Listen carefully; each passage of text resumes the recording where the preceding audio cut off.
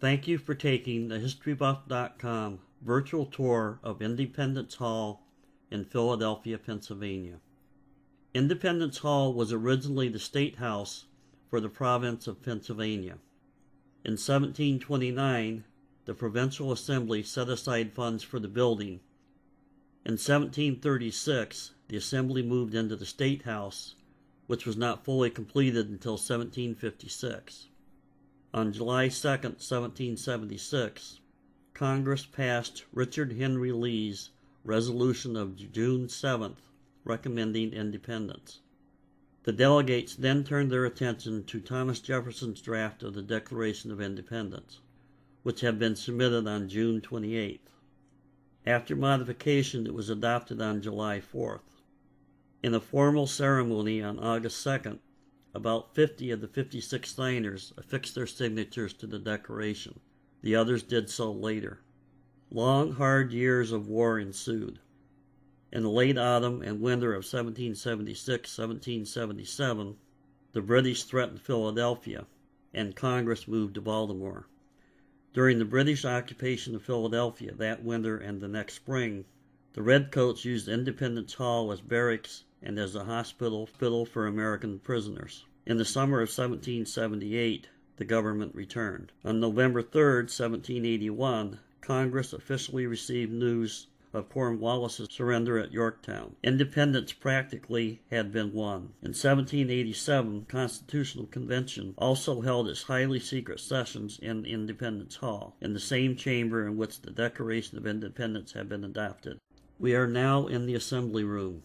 Probably no other room in the United States has been the scene of such political courage and wisdom. In this chamber, members of the Continental Congress and the Constitutional Convention formulated and signed the Declaration of Independence and Constitution. The room is about 40 feet square and 20 feet high. Twin segmental arched fireplaces along the east wall flank the speaker's dais. Massive fluted pilasters raised on pedestals adorn the paneled east wall. The other three walls are plastered. A heavy Roman Doric entablature borders the plaster ceiling. The furniture arrangement at the time of the Continental Congress has been duplicated. The only original furnishings here are the rising sun chair used by George Washington as he presided over the Constitutional Convention, and the silver inkstand with quill, box, and shaker used by the signers of the Declaration and the Constitution. We are now across the hall from the Assembly Room. This room was used by the Pennsylvania Supreme Court. There are prisoners' dock and jury boxes. Prisoners stood in the dock throughout the course of their court proceedings, giving rise to the expression stand trial. The U.S. Supreme Court held sessions for a few days in 1791 and again in 1796. The paneled walls are decorated with massive fluted pilasters of the Roman Doric order. This room is furnished to represent the activities of the Pennsylvania legislature and government prior to 1775. We are now in the Governor's Council chamber, its windows enhanced by blue shades and valances. The 8 chairs and the armchair surrounding the table are complemented by 8 silver candlesticks. This is the chamber where William Penn's sons and grandsons, or their appointed representatives, presided over the Provincial Council, the highest legislative body in the colony. Amid elegant surroundings, the royal governor officially received members of the Pennsylvania Assembly, foreign dignitaries, and Native American delegations.